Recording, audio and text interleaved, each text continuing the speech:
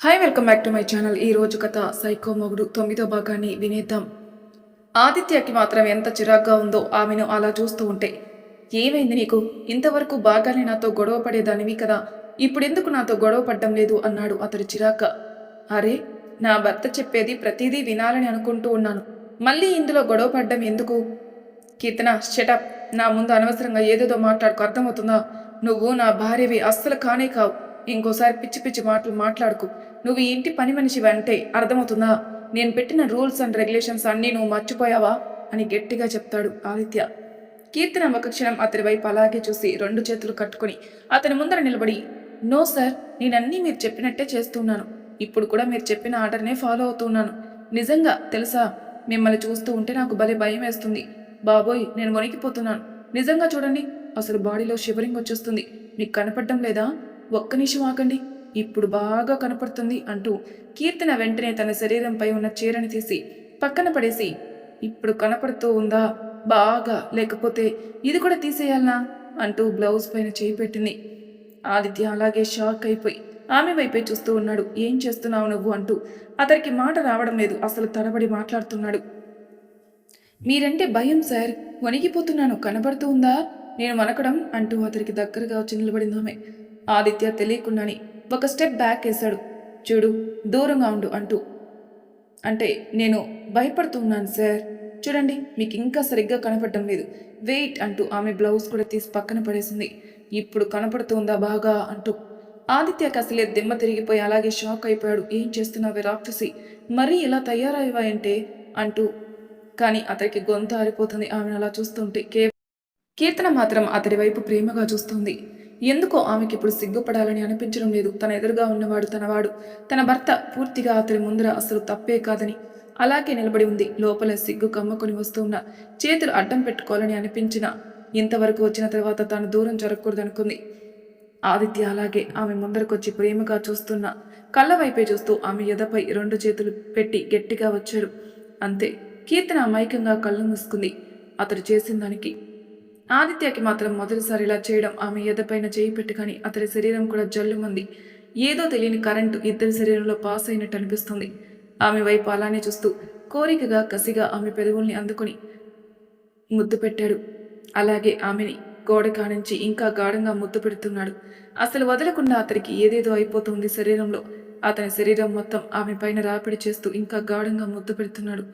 అతడు అలా చేస్తూ ఉంటే కీర్తన కూడా ఏదో తెలియని కరెంటు శరీరం మొత్తం పాస్ అయినట్టు అనిపిస్తుంది. తెలియకుండానే ఆమె చేతులు అతడి జుట్టులోకి పోనిచ్చి గట్టిగా అతడిని తన వైపుగా అదుముకొని ఆమె కూడా ఆ ముద్దుని ఇంకా గాఢంగా పెట్టుకుంటుంది అతడికి పూర్తిగా. ఇద్దరికి ఊపిరి రావడం లేదన్నప్పుడు అప్పుడు ఆదిత్య వదిలి ఆమె పెదవుల నుంచి కంఠం దగ్గర మొత్తం ముద్దులు పెడుతూ అలాగే కిందికి వచ్చి ఆ ఎదను అలాగే గట్టిగా 2 చేతులతో పట్టుకుని ఒత్తుతూ ఎదపైన మొత్తం ముద్దులు పెట్టడం మొదలుపెట్టాడు. అబ్బా బంగారం అంటూ అప్పుడు పలికింది కీర్తన. ఆమె తనని ప్రేమగా బంగారు అని పిలుస్తూ ఉంటే అతడు మరింతగా కోరికతో వెర్రెక్కిపోతున్నాడు. ఆమెను అలా చూసి. తెల్లటి జున్ను ముక్కలా ఉన్నామని చూస్తూ ఉంటే ఎక్కడెక్కడ కొరికేయాలనిపిస్తుంది, అసలు ఎక్కడా వదలకుండా. అతడు అలా చేస్తూ ఉంటే కీర్తనకి ఏదో తెలియని తాపం పెరిగిపోతుంది. దాదాపు ఆదిత్య పరిస్థితి కూడా అలాగే ఉంది. మళ్ళీ ఆమెను ముందరికి తిప్పి కోరికగా ఆమె వైపు చూస్తూ పైనుంచి ముద్దులు పెడుతూ కిందకొచ్చి కింద మోకాళ్ళపైన కూర్చుని ఆమె నడుము 2 చేతులతో పట్టుకుని ఆమె బొడ్డుకి తలానించి గాఢంగా ముద్దు పెడుతూ ఏదో మైకం కమ్మేస్తున్నట్టుంది. అతడు చేస్తున్న దానికి తట్టుకోలేక కీర్తన అలాగే 2 చేతులతో అతడి తలని గట్టిగా అతని నడుము కదుముకొని ఇంకా గాఢంగా అతన్ని తన పైకి హత్తుకుంది. ఆదిత్య అంటూ హస్కీగా పలుకుతూ ఆమె అలా పిలవగానే తెలియకుండానే గట్టిగా ఆమెని హక్ చేసుకున్నాడు. తమకం పట్టలేక ఆదిత్య గట్టిగా ఆమె పెదవుల్ని కొరికేశాడు. అబ్బా అన్న ఆమె పిలుపుకి అప్పుడు అతడు తేరుకొని ఆమె వైపు చూశాడు. కీర్తన కళ్ళు మూసుకుని ఉంది. పెదవులపై అతడు డీప్గా చేసిన పంటి గుర్తు, దాని నుంచి వస్తున్న బ్లడ్. అది చూడగానే అంతవరకు తనేం చేస్తున్నాడో అర్థమై వెంటనే లేచి వాష్రూమ్లోకి వెళ్ళిపోయి అలాగే షవర్ ఆన్ చేసుకుని నిలబడిపోయాడు. అతడు అలా సడన్గా వెళ్ళిపోవడంతో కీర్తనకి చాలా బాధగా అనిపించింది. ఏం చెప్పాలో తెలియక మౌనంగా లేచి శారీ సర్దుకొని అతడి కోసం ఎదురు చూస్తుంది. స్నానం చేసి వస్తాడేమో అంటూ అతడికి కావాల్సిన డ్రెస్ మొత్తం తీసి పక్కన పెట్టి అతడికి ఏం కావాలో అన్నీ తీస్తూ ఉంది. అన్నట్టుగానే 10 నిమిషాల్లో ఆదిత్య కేవలం నడుం పైన టవల్తో మాత్రమే చుట్టుకుని బయటకొచ్చాడు. ఒక క్షణం ప్రేమగా అతని వైపు చూసి వెంటనే తల పక్కకు తిప్పేసి, ఇదిగోండి సార్ మీ డ్రెస్సు, మీ వాచ్, వాలెట్, మీరు ఆఫీస్కి తీసుకుని వెళ్ళే బ్యాగ్ అన్నీ రెడీ అయిపోయాయి. మీరు రెడీ అయి వస్తే బ్రేక్ఫాస్ట్ వడ్డిస్తాను అండింది కీర్తన అతని వైపు అస్సలు చూడకుండా. ఓవర్ యాక్షన్ ఆపుతావా? కోపంతో అన్నాడు ఆదిత్య. ఎందుకు ఇలా చేస్తున్నావు నువ్వు? ఇంతకు ముందులా ఉండొచ్చు కదా. ఎందుకు నన్ను ఇలా చంపుతున్నావు? ఒక క్షణం దగ్గరగా అనిపిస్తావు, ఇంకొక క్షణం దూరంగా ఉన్నట్టు అనిపిస్తావు. నాకెందుకు ఈ టార్చర్ అన్నాడు ఆదిత్య చాలా కోపంగా ఆమె వైపే చూస్తూ. ఇందాక జరిగింది అతడు దానిని తేలిగ్గా తీసుకోలేకపోతున్నాడు. కీర్తన కూడా అంతే కోపంగా చూసింది. అదే నేను చెప్తున్నాను, ఎందుకు ఇలా చేస్తున్నావు? ఒక క్షణం దగ్గరగా వచ్చినట్టుంటావు, ఇంకొక క్షణం దూరంగా వెళ్ళిపోతున్నావు. నా ప్రేమలో నీకు ఎక్కడ లోపం కనిపిస్తుంది? సరే వదిలి, ప్రేమించలేదు కదా, నువ్వే అన్నావు కదా పని మనిషిని అని. ఆ పని మనిషిలానే నీ పనులు చేస్తూ ఉన్నాను. ఇప్పుడు నేను డాక్టర్ని అస్సలు కాదు, మీ ఇంటి పని మనిషిని. ఇకపోతే ఓవర్ యాక్షన్ అంటావా? నువ్వు నీ ఇంటి నుంచి నన్ను గెంటేసావే అనుకో, కనీసం నటించడం అన్నా మొదలు పెడదామని అనుకుంటున్నావు. ఎలా ఉంటుంది ఈ కెరీర్ నాకు అంటూ చిన్నగా నవ్వింది కీర్తన అతడి వైపు చూసి. ఆదిత్య కోపంగా దగ్గరికి వస్తే ఆమె చేతిని గట్టిగా పట్టుకున్నాడు. అతడి చేతివేలు ఆమె చేతిపైన స్పష్టంగా కనిపిస్తున్నాయి. లోపల ఎముక విరిగినంత నొప్పిగా ఉంది. ఇంకా గట్టిగా పట్టుకుని ఆమెను తన వైపుకి లాగి, ఏంటి నేనంటే భయం పోయిందా ఇలా మాట్లాడుతున్నావు అన్నాడు. తనకి నొప్పిగా ఉన్న కీర్తన మాత్రం అతడి వైపు ప్రేమగా చూస్తూ, భయం ఎందుకు? నువ్వు నా భర్తవి. భర్తని చూసి ప్రేమ రావాలే కానీ భయం రాకూడదు. నిన్ను చూసిన ప్రతిసారి ఇదే ప్రేమ చూపిస్తాను నేను. నువ్వు నమ్మినా నమ్మకపోయినా. నీకు కంపెనీకి లేట్ అయిపోతుంది, తొందరగా రెడీ అయి వస్తే బ్రేక్ఫాస్ట్ తినేసి వెళ్ళు ప్రేమగా అతడి వైపు చూస్తూ సమాధానం చెప్పింది. చెప్తూనే అతడి చేతిలో నుంచి తన హ్యాండ్ విడిపించుకుని అక్కడి నుంచి వెళ్ళిపోవాలని చూసింది. ఆమె చేయి పట్టుకుని, నువ్వు నీ ప్రియుణ్ణి బాగా మిస్ అవుతున్నట్టున్నావు, అందుకేగా ఈ యాక్షన్ అంతా నా దగ్గర అన్నాడు ఆదిత్య కోపంగా. ఆ మాటకి కీర్తనకి ఎందుకో మనసుని ఎవరో కత్తితో గుచ్చినట్టు అనిపించింది. కానీ వెంటనే కంట్రోల్ అయి, నా మనసును అర్థం చేసుకున్నప్పుడు ఈ మాట ఎందుకన్నావా అని ప్రతిరోజు బాధపడతావు. అంతవరకు తెచ్చుకోవద్దు, నిజంగా చెప్తున్నాను, నాకు కూడా సహనం ఉంటుంది. అవును, నేను నా ప్రియుణ్ణి మిస్ అవుతున్నాను, బాగా మిస్ అవుతున్నాను. వాడు పెట్టుకున్న ముద్దు మిస్ అవుతున్నాను. వాడిప్పుడు నన్ను పెట్టుకున్నాడే ముద్దు, అది మిస్ అవుతున్నాను. వాడి స్పర్శ మిస్ అవుతున్నాను. ఇంకా పచ్చిగా చెప్పాలంటే వాడి బాడీని కూడా మిస్ అవుతున్నాను. కానీ ప్రేమతో, అర్థమవుతుందా? నన్ను ప్రేమించేటప్పుడు నా ప్రియుడు ప్రతిక్షణం నా పక్కనే ఉండేవాడు. నన్ను చిన్న పాపలా చూసుకునేవాడు. నాకు ఏం కావాలన్నా అది తెచ్చి ఇచ్చేవాడు. కానీ కొంచెం మూర్ఖుడు, ఆవేశం ఎక్కువ. వాడు మారతాడేమో అని కొంచెం దూరం పెట్టి ఎదురు చూడాలనుకున్నాను. కానీ వాడు దానికి ఏదేదో అనుకుని నా నుంచి దూరం అయిపోయాడు. తిరిగి నా దగ్గరకు వస్తే నా ప్రేమ చూపించడం మొదలుపెట్టాను. ఇంకా నువ్వే ఊహించుకో నా ప్రియుడు ఎవరు అన్నది. నిజమే, నేను మిస్ అవుతున్నాను నా ప్రియుని, బాగా మిస్ అవుతున్నాను. అది నీకు చెప్పినా అర్థం కాదు కోపంగా అతడి వైపు చూస్తూ చెప్పింది కీర్తన. ఆదిత్య షాక్ అయ్యాడు ఆ మాటలకి. కానీ వెంటనే తన ఆశ్చర్యాన్ని దాచేసి ఆదిత్య ఆమె వైపు చూస్తూ, నువ్వింకా కౌశిక్ని ప్రేమిస్తున్నావా అన్నాడు. ఒక్క క్షణం ఆమె కళ్ళలోకి అలాగే చూస్తూ, వాణ్ణి ప్రేమిస్తే నాతో సంసారం చేయడానికి నీకు ఇబ్బందిగా లేదు అంటూ ఆమె చేయి పట్టుకుని అలాగే బెడ్ మీదకి విసిరేశాడు. కోపంగా అక్కడి నుంచి వెళ్ళిపోయాడు. కీర్తన అలాగే చూస్తూ ఉండిపోయింది. ఎలారా నీకు చెప్పాలి, నేను చెప్తూ ఉన్నాను అర్థం చేసుకోవడం లేదు ఈడియట్ అనుకుంటూ కళ్ళనీళ్ళు తుడుచుకొని కిందికెళ్ళింది. అప్పటికే అతడు కంపెనీ వెళ్ళడానికి రెడీ అవుతూ ఉంటే, ఆదిత్య బ్రేక్ఫాస్ట్ చేయి అంటూ ప్రేమగా పిలిచింది. ఆమె వైపు కోపంగా చూశాడు ఆదిత్య. నాకు అస్సలు ఆకలిగా లేదు అంటూ అక్కడి నుంచి ముందరకు కదలబోతూ ఉంటే వెంటనే కీర్తన అతన్ని అడ్డుకుంది. చూడు, కోపం ఏదైనా ఉంటే నా మీద. నా బంగారం కదూ, కొంచెం తిను, నువ్వు అసలే ఆకలికి ఉండలేవు. 5 ఏళ్ల పాటు ఇదే ఆకలిని తట్టుకుని కేవలం నీళ్లు మాత్రమే తాగున్నాను ఎన్నో రోజులు. అప్పుడు నువ్వు లేవు కదా నా పక్కన కోపంగా అన్నాడు అతడు.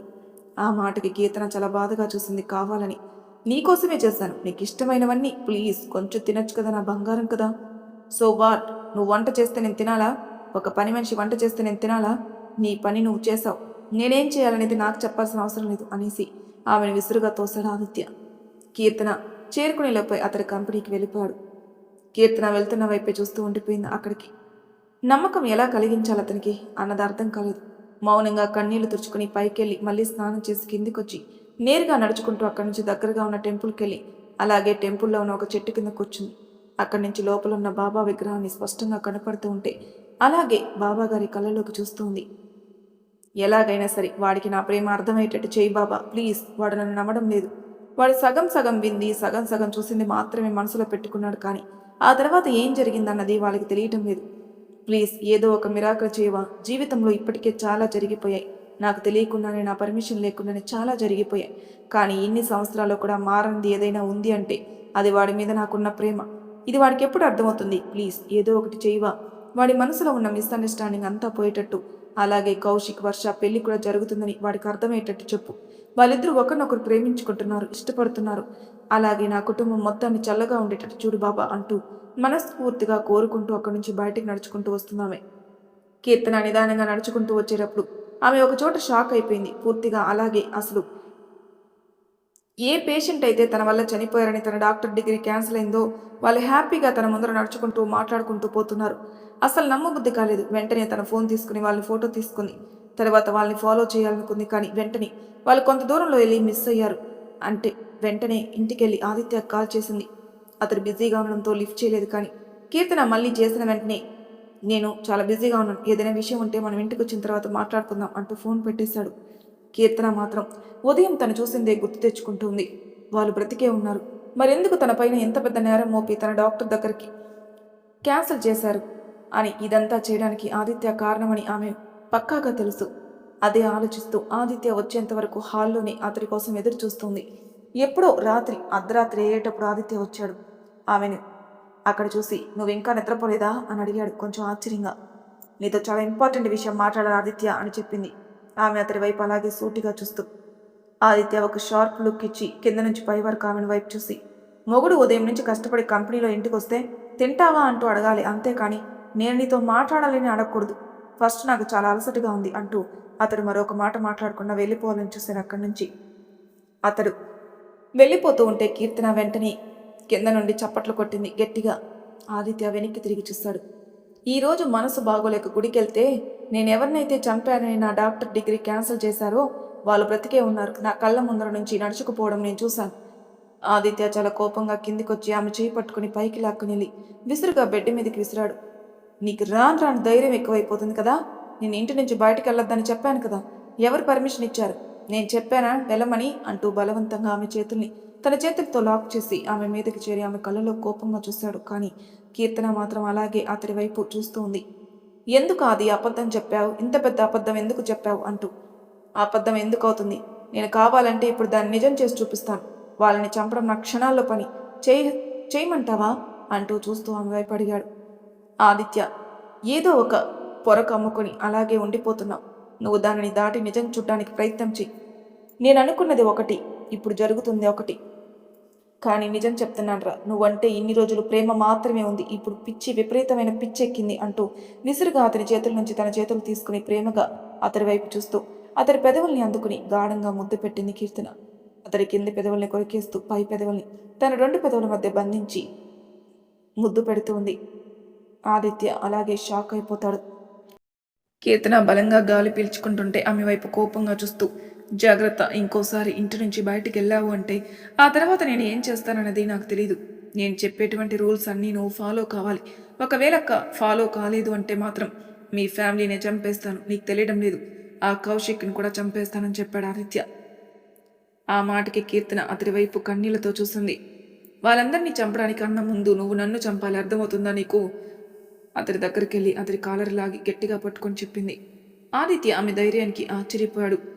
నువ్వు ఇలా రివర్స్లో వస్తే నేను వాళ్ళని ఏమీ చేయకుండా వదిలేస్తాననుకుంటున్నావా? ఖచ్చితంగా నీ వల్ల ఏదైనా పొరపాటు జరిగిందంటే వాళ్ళని చంపేస్తానన్నాడు ఇంకా కోపంగా. కీర్తన నవ్వుతూ, అయ్యో, నేను అదే కదా చెప్తున్నాను, చంపు, వాళ్ళకంటే ముందు నన్ను. ఎంతో ఇన్నోసెంట్గా నువ్వు అసలు ఇన్ని రోజులు నువ్వు నన్ను అర్థం చేసుకోలేదని అనుకుంటున్నాను. కానీ నాకు ఈరోజు అర్థమైపోయింది, నువ్వు కాదు నేను నిన్ను సరిగ్గా అర్థం చేసుకోలేదని. ఆ మాటకు ఆదిత్య నవ్వాడు. నిజమే, ఇన్ని రోజులు నీకు అర్థం కాలేదు. నువ్వు అనుకుని అంత మంచివాణ్ణి నేను కాను. నోరు మూసుకొని నేను చెప్పినట్లు ఇంట్లో ఉండు అన్నాడు. కానీ కీర్తన మాత్రం అతడి వైపు అలాగే చూస్తూ, నేను రేపటి నుంచి నా ప్రొఫెషన్ స్టార్ట్ చేస్తాను చాలా స్థిరంగా చెప్పింది. నువ్వు ఇంటి నుంచి బయటకు కదలడానికి నేను అస్సలు ఒప్పుకోను అన్నాడు ఆది ఆమె వైపు చూస్తూ. అయితే సరే, నేను వర్క్ ఫ్రమ్ హోమ్ చేస్తాను ఇంటి నుంచి. నా పేషెంట్స్ని ట్రీట్మెంట్ ఇవ్వడం మొదలు పెడతాను. బాగుంది కదా ఐడియా అంది కీర్తన అతడి దగ్గరకు వచ్చి అతడి చేతులు వేసి. ఆమె చేసే ప్రతి పని అతడికి ఆశ్చర్యానికి గురి చేస్తుంది. ఎలా రియాక్ట్ అవ్వాలో కూడా అర్థం కావడం లేదు. కుందేలు పిల్లకి ధైర్యం వచ్చినట్టు అనిపించింది. నీకు నేనంటే భయం లేదా అన్నాడు ఆమె వైపు కోపంగా చూస్తూ. అయ్యో, ఎందుకురా భయం? నువ్వేమన్నా రాక్షసుడివా? నన్ను ప్రేమించిన వాడివి, భయం ఎందుకు చెప్పు? మహా అంటే ఏం చేస్తావో చెప్పు. నన్ను ఏమీ చేయలేవు తెలుసా? నేను ఒప్పుకోకుండా నన్ను అస్సలు నువ్వు ముట్టుకోలేవు. ఇప్పుడు ముద్దు పెట్టడానికి కూడా భయపడ్డావంటున్నావు, ఎందుకు అంది. ఆ మాట వినగానే ఆదిత్య కోపం పట్టలేక ఆమె చేయి పట్టుకుని ఒక్క ఉదుటిన ఆమెని లాగి ఆమె బెడ్పై తోసి ఆమె మీదకి చేరాడు. ఎవరికి భయం? నాకా? అన్నాడు కోపంగా. కానీ అతడి వల్ల కావడం లేదు. ఆమెను చూస్తూ ఉంటే తనపైన ఎంత ప్రేమ ఎందుకు చూపిస్తుందన్నది అతడు తెలుసుకోలేకపోయాడు. అతడు అలా చేయగానే కీర్తన చిన్నగా అరిచింది. ఒరేయ్ బండ సచ్చినోడా, అంత బరువుగా ఉంటే నేను ఎలారా మోసేది నిన్ను? కొంచెం బరువు తగ్గచ్చు కదా. ఏది పడితే తినేసి చూడు ఎలా ఉన్నావు. నీ ముందర నేను ఎలా ఉన్నాను చూడు. చాలా బరువుగా ఉన్నావు బంగారం, కొంచెం వెయిట్ తగ్గు అని ప్రేమగా అతడి వైపు చూస్తోంది. ఆమె ఎలా మాట్లాడేసరికి ఆదిత్య కోపం వచ్చేసింది. నేనేం మాట్లాడుతున్నాను, నువ్వేం మాట్లాడుతున్నావు? అయినా ఇప్పుడు నా బరువు గురించి ఎందుకు వచ్చింది మధ్యలో టాపిక్? నేను పర్ఫెక్ట్గా ఉన్నాను తెలుసా. నువ్వే తినకుండా సన్నగా పిల్లగా ఉన్నావు. ఎవరి గురించి బెంగ పెట్టుకున్నావా అని అడిగాడు కోపంగా. ఆ మాటకి కీర్తన నవ్వి అతడి కాలర్ పట్టి దగ్గరకు లాగి, నీ గురించే దొంగ మొఖముడా, రాక్షసుడు, ప్రతిరోజు కల్లోకొచ్చి చంపేవాడివి. ప్రేమించాలని ధైర్యంగా చెప్పలేక ఇన్ని రోజులు అనవసరంగా దూరం చేసుకున్నావు, ఏదేదో చూసి ఊహించుకుని. అయినా సరే నేను చెప్పేది నమ్ము అని నేను చెప్పను, కానీ ఏదో ఒకరోజు నువ్వే తెలుసుకుంటావు అంటూ అతడి వైపు చూస్తే కసిగా అతడు పెదవులపైన మొద్దు పెట్టింది. అప్పటి వరకు ఆ టార్చర్ నీకు నాకు మధ్య తప్పదలే అని. ఆమె అలా చేయగానే ఆదిత్యకి నొప్పిగా అనిపించింది. రాక్షసి, ఇలా చేయడం ఎక్కడ నేర్చుకున్నావు? ఉదయం నుంచి కొరికేస్తున్నావు అన్నాడు అతడు కోపంగా. నువ్వు మాత్రం చేయలేదా అంటూ ఆదిత్య కేసు చూస్తోంది. ఆమెను అలాగే చూస్తూ వెంటనే తను దాచిపెట్టిన ఆమె మెడికల్ డిగ్రీ తీసుకుని ఆమె చేతికిచ్చి, ఇల్లు దాటకుండా ఏమైనా చెయ్యి, ఇల్లు దాటితే మాత్రం నేను అస్సలు ఒప్పుకోను అంటూ ఇంకా అక్కడ నిలబడితే ఏం చేస్తుందని వెంటనే ఫ్రెష్ అప్ అవ్వడానికి వెళ్ళిపోయాడు. వెనక నుంచి కీర్తన, థ్యాంక్ యూ బంగారం, I love you so much అంది చాలా ప్రేమగా. అతను ఫ్రెష్ అయి వచ్చే లోపల కీర్తన అతని కోసం వేడివేడిగా తీసుకుని వచ్చి అతని ముందర పెట్టింది. నాకు ఆకలి లేదు అన్నాడు. కీర్తన అతనికి ఇంకా దగ్గరగా జరిగి మొత్తం కలిపి ప్రేమగా అతని నోటికి అందించింది. ఉదయం నుంచి ఎంత అలసిపోయి వచ్చావు, నా బంగారం కదా, కొంచెం తిను సరేనా. అలాగే వచ్చేటప్పుడు తాగి వచ్చేవాడు, చూడు ఇది కూడా దిగిపోతుంది. ఇది తాగడం మానే బంగారం, ప్రేమగా అడిగింది. ఆదిత్య ఆమె వైపు అలాగే చూస్తున్నాడు. ఎందుకో అతనికి తెలియకుండానే ఏడుపు వచ్చింది. ఇంత ప్రేమగా మాట్లాడుతుండేసరికి ఇన్ని సంవత్సరాల తర్వాత. మరి తర్వాయి భాగంలో ఏం జరుగుతుందో స్టెప్స్లో తెలుసుకుందాం. అంతవరకు నా ఛానల్ సబ్స్క్రైబ్ చేయని వాళ్ళు ప్లీజ్ సబ్స్క్రైబ్ చేసుకోండి, లైక్ చేసి షేర్ చేయండి. మీ అభిప్రాయాలు నాకు కామెంట్ రూపంలో తెలియజేయండి. Thank you for listening.